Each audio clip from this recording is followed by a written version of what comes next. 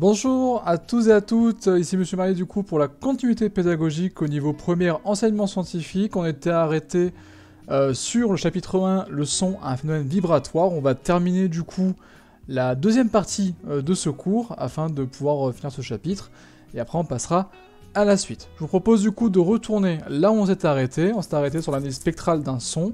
Donc du coup j'essaie de faire quelque chose de plus ergonomique, j'espère que ça vous plaira. On passe au grand 2. Et au grand 2, vous mettez niveau d'intensité sonore. Donc c'est vraiment comme ça, c'est par ce biais-là, par cette grandeur-là qu'on va quantifier la puissance d'un son, le seuil d'audibilité, le seuil de danger aussi pour l'écoute d'un son, et également le seuil de douleur. Alors du coup, avant de parler de niveau d'intensité sonore, il faut que j'explique ce que c'est l'intensité sonore, et après on partira sur les niveaux d'intensité sonore, qui sont deux choses différentes. La puissance d'un son produit par une source exprimée en watts. De toute façon, n'importe quelle puissance, électrique, sonore, etc., s'exprimera en watts. Ça, c'est quelque chose qu'on a bien uniformisé un peu partout.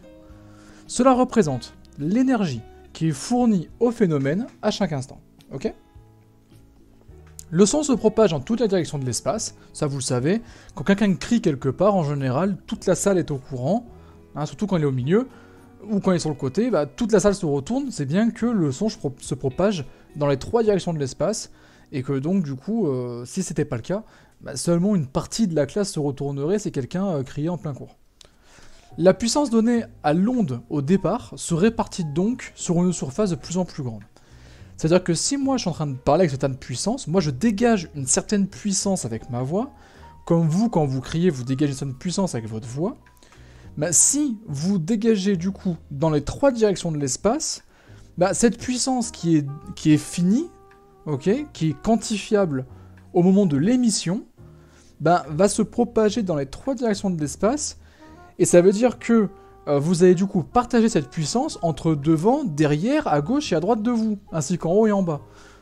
Donc forcément, plus vous allez vous éloigner de la source, et moins la puissance sonore va être importante, parce qu'elle va se dissiper dans les trois directions de l'espace. Ok ?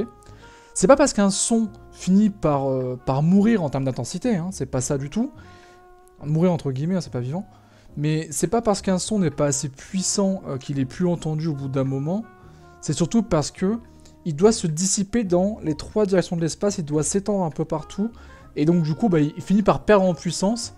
Et ce son, en fait, au bout d'une certaine puissance qui est perdue, vous n'êtes plus capable de le déceler à l'oreille. Ce qui fait que ce son n'est pas entendu au-delà de certaines distances. Voilà comment ça marche. L'intensité sonore qu'on note grand I est la puissance par unité de surface qui est transportée par l'onde sonore, ok ? Tout simplement.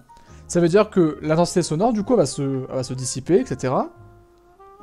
Cette puissance, du coup, va être dissipée sur une certaine surface, et cette surface du coup elle est en mètres carrés. La puissance elle est en watts, donc forcément votre intensité sonore elle est en watts par mètre carré.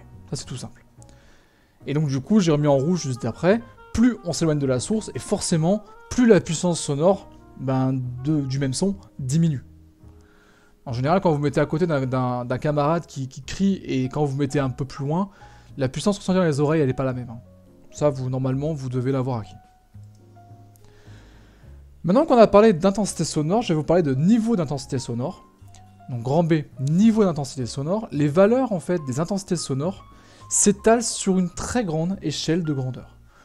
Le niveau d'intensité sonore grand L permet d'utiliser une échelle plus petite et plus proche des sensations auditives. Je m'explique.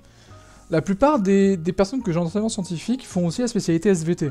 Mais j'ai parlé d'un phénomène qui va parler à tout le monde, qui va vraiment parler à tout le monde. Quand on mesure la puissance d'un séisme, par exemple, on utilise toujours une échelle qui s'appelle l'échelle de Richter. Cette échelle, en fait, c'est une échelle qui est logarithmique parce que la puissance d'un séisme, en fait, se mesure sur de très grandes échelles de grandeur. Par exemple, un séisme de magnitude 4 est 10 fois plus faible qu'un séisme de magnitude 5. Et 100 fois plus faible, le magnitude 4 est 100 fois plus faible que d'un séisme d'un magnitude 6.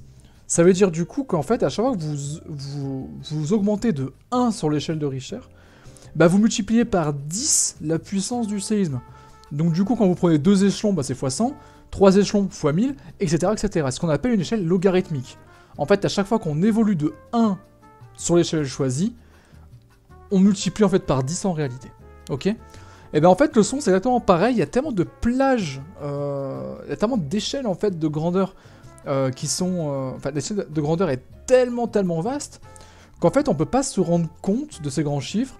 Et on a préféré utiliser du coup ce qu'on appelle les niveaux d'intensité sonore qui vont traduire en vérité, du coup, d'une manière beaucoup plus intuitive, la puissance en fait du son qu'on reçoit. Ce niveau d'intensité sonore, vous le connaissez, c'est ce qu'on appelle les décibels. Ok, les décibels que vous entendez en boîte ou vous entendez dans les grandes soirées où on mesure le son pour éviter du coup une exposition un peu trop prolongée. Ou aussi qu'on mesure dans les zones où il y a beaucoup de bruit, comme les chantiers, comme les gares SNCF par exemple, ou dans les aéroports. Bah, tout ça en fait se font sur des échelles qui sont logarithmiques, où la puissance en fait reçue est tellement vaste qu'on a préféré utiliser une échelle, ok, comme celle de Richter par exemple, pour quantifier ce son de manière un peu plus intuitive. Donc du coup, le niveau d'intensité sonore, elle, permet d'utiliser une échelle plus petite et plus proche des sensations auditives. Ok ? Ce niveau d'intensité sonore, qui s'exprime en décibels, grand L, ok, c'est égal à 10 fois log de I sur U0. Donc grand I, souvenez-vous, c'était le niveau d'intensité sonore, la puissance reçue en watts par mètre carré qu'on a vu à diapo d'avant. Et I0, en fait, c'est une intensité sonore qui correspond au seuil d'audibilité, et qui vaut 1,0 fois 10 puissance moins 12 watts par mètre carré, ok ? C'est une constante, elle ne changera jamais. Le log, qu'est-ce que c'est? Le log, en fait, c'est une touche de la calculatrice qui représente une fonction mathématique et qui va permettre de passer, du coup, de l'intensité sonore jusqu'au décibel du niveau d'intensité sonore. Sinon, le log, c'est le logarithme, c'est le type d'opération qui fait qu'on va prendre une très grande plage et qu'on va la raccourcir avec des échelles beaucoup plus petites et qui sont beaucoup plus proches de ce qu'on veut utiliser. À part ça, il ne sait pas apprendre par cœur de ce que c'est un log. Sachez que c'est une opération mathématique qui est résumée par une seule touche de calculatrice. Vous appuyez dessus, vous aurez le résultat et vous ne serez jamais interrogé sur qu'est-ce que c'est un logarithme. Ok ? Le seuil d'audibilité que vous avez du coup sous la forme de I0 correspond pour une fréquence sonore donnée. Parce qu'en fait, si vous changez la fréquence sonore, vous verrez que ça change. Correspond à la plus petite intensité sonore perçue par une oreille humaine. Ok ? En gros, l'intensité sonore, en fait, le seuil d'audibilité, ce que je veux dire par là, c'est que à une certaine fréquence, il va être plus ou moins haut. Et cette fréquence, en fait, elle n'est pas linéaire. Par exemple, sur des basses fréquences, on va avoir un seuil d'audibilité qui est vachement haut. Il va falloir, du coup, pousser le son en forme de décibels pour le sentir. À des intensités, enfin à des fréquences qui sont plutôt moyennes, bah, ça a tendance à baisser, puis à regrimper pour des fréquences qui sont vachement basses. Donc du coup, en fait, c'est pas linéaire, c'est pas intuitif, et je vais pas vous l'apprendre. Cependant, sachez que à une fréquence donnée, on a un seuil qui lui correspond. Ça, on sait le mesurer, c'est pas à prendre par cœur, mais dites-vous que chaque fréquence, du coup, a son seuil d'audibilité. Il y a des fréquences pour lesquelles on n'entendra pas à un certain seuil, alors que pour d'autres on l'entendra vraiment bien, et voire même trop bien. Donc du coup, pour une fréquence par exemple de 1000 Hz, ce seuil est de 1,0 fois 10 puissance moins 12 watts, ce qui correspond à un niveau d'intensité sonore de 0 décibels. Okay, c'est pour ça que quand on fait des tests de décibels, bah, des fois on sait qu'à basse fréquence on entend jusqu'à moins 12 décibels, ou je prends des chiffres au hasard, hein. Ou alors à cette fréquence on entend jusqu'à plus 28, etc. Bah, tout ça, ça arrive de là en fait, c'est grâce à ce calcul, et c'est aussi dû au fait que chaque intensité sonore sera perçue, enfin, chaque intensité sonore sera ressentie différemment en fonction de la fréquence à laquelle vous travaillez. Voilà. Grand 3, notes d'instruments, notes produites par les instruments. On va vite fait par les instruments, je suis pas expert en musique, mais on va un petit peu apprendre la base de comment fonctionne un instrument. Et on va prendre du coup les instruments à cordes dans une première partie, et dans une toute petite partie B, on verra l'instrument avant. Vous verrez que la partie B est très très petite. Alors, la vibration d'une corde grand A, ça peut être du coup sur le cas des instruments où la corde est pincée, comme les guitares, ou frottée, comme les violons, etc. Ou même les instruments où la corde est frappée, comme sur un piano. Bah en fait, dans tous les cas, cette corde se met à vibrer. Et c'est parce qu'elle se met à vibrer qu'elle émet un son. Quand vous parlez, c'est une corde vocale. Et quand vous lui faites, du coup, quand vous parlez, vous faites vibrer cette corde et c'est ça qui émet votre son. Dans tous les cas, la vibration de n'importe quelle corde, qu'elle soit pincée, frappée, frottée, ou soit votre corde vocale, elle vibre et elle envoie, en fait, elle émet un son qui est composé. C'est un son qui n'est pas pur, donc c'est un son qui est formé de plusieurs harmoniques. Souvenez-vous du cours d'avant. La fréquence du son composé que vous émettez avec votre corde dépend de plusieurs paramètres. Le premier, c'est la longueur de la corde. Plus la longueur, en fait, est importante et plus le son est grave. Comparé, par exemple, à un violon et une contrebasse, bah, vous voyez que la contrebasse, elle est beaucoup plus grande, la corde, du coup, est beaucoup plus grande, et vous avez bien le son d'une contrebasse qui est beaucoup plus grave que le son d'un violon. Deuxièmement, il y a la tension de la corde. Quand vous prenez une guitare, par exemple, et que vous essayez de l'accorder, vous avez des petites clés en haut, ce qui permet de resserrer, de tendre plus ou moins la corde que vous allez jouer. Et bien, si vous commencez à pincer votre corde un petit peu avec votre guitare, vous émettez un son, si vous tendez votre corde après en actionnant votre clé, bah, le son va devenir de plus en plus aigu. Attention à ne pas trop tourner la clé, ça finit par péter la corde. Hein. Je vous le dis comme ça avant de faire les tests chez vous sur votre guitare, et d'avoir des cordes qui cèdent, parce que trop de tension. Et enfin, il y a un dernier paramètre, c'est la masse linéique de la corde.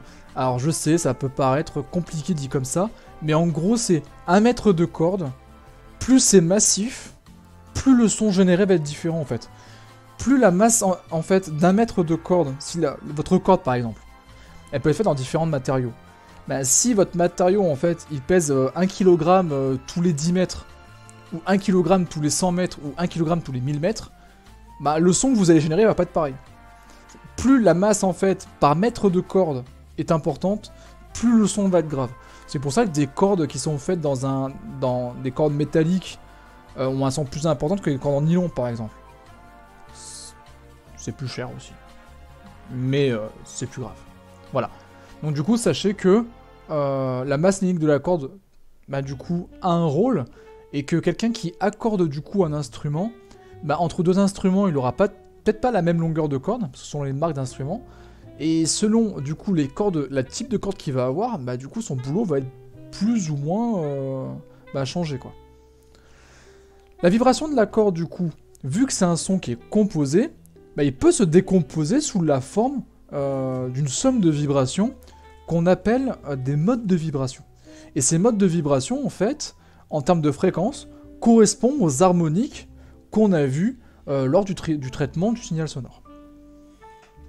Par contre, le premier mode de vibration, souvenez-vous, ça correspond à la première harmonique, et ce qu'on appelle la fréquence fondamentale. C'est que par rapport au premier pic, souvenez-vous. Instrument avant, du coup, vous avez vu, je vous ai pas menti, il y a beaucoup moins de choses à dire, parce que ce n'est pas au programme. Donc du coup, j'ai enlevé tout ce qui concernait le reste. Mais on peut s'en douter, on va un petit peu en parler. Un phénomène, du coup, analogue est observé dans les instruments avant, c'est-à-dire qu'en fonction de comment on va faire vibrer le son à l'intérieur, bah forcément, comment on va faire vibrer l'air à l'intérieur, pardon, le son va s'en trouver changé. Et dans un instrument avant, en fait, le son est produit par la vibration de l'air qui est dans un tuyau. Donc dans un instrument avant, si on peut en citer quelques exemples, comme une clarinette, un hautbois, un saxo, par exemple, hein, un saxo, je vous rappelle, c'est pas un cuivre, c'est un instrument avant. Dans toutes ces choses-là, le son va pas être pareil, tout simplement parce que soit la longueur de votre instrument va être changée. Par exemple, les flûtes que vous aviez au collège, pour ceux qui ont connu cette époque-là, où on jouait de la flûte, vous avez un son qui est assez aigu. Par contre, il existe d'autres flûtes qui sont plus grandes et qui ont un son beaucoup plus grave. En fait, la longueur du coup de votre tuyau où est comprimé l'air, où va vibrer l'air, va influer sur votre son. Et je vous le dis, bon, plus c'est long et plus c'est grave. Ok ? Deuxième chose, si vous avez une flûte qui est beaucoup plus importante en termes de diamètre, si la caisse de résonance en fait de votre instrument avant est beaucoup plus grand, votre son aussi va s'en trouver changé. Et il y a plein de choses comme ça, et du coup, il y a plein de choses à dire, mais ce n'est pas au programme, donc du coup, ce n'est pas à apprendre par cœur. Mais sachez que c'est à peu près analogue, ok, à ce que vous avez pour les instruments avant. À cordes, pardon. Voilà, donc du coup, on a terminé le cours sur le son, phénomène vibratoire. On passera du coup au chapitre 2 la semaine prochaine. D'ici là, révisez bien ce cours, il est important, hein, c'est pas quelque chose que vous devez négliger, même si la notation de vos épreuves seront une moyenne de l'année, sachez que la matière continue l'année prochaine et que du coup tout ça sera considéré comme acquis. Voilà, j'espère que du coup ça vous aura plu, cette petite analogie sur l'instrument par rapport au son en physique, et bien sûr, souvenez-vous du principal conseil que je vous ai donné, ne tendez pas trop votre corde de guitare, sinon elle finit par lâcher. Voilà. Allez, sur ce, je vous souhaite un bon travail, une bonne semaine, à la semaine prochaine pour le chapitre numéro 2. Au revoir.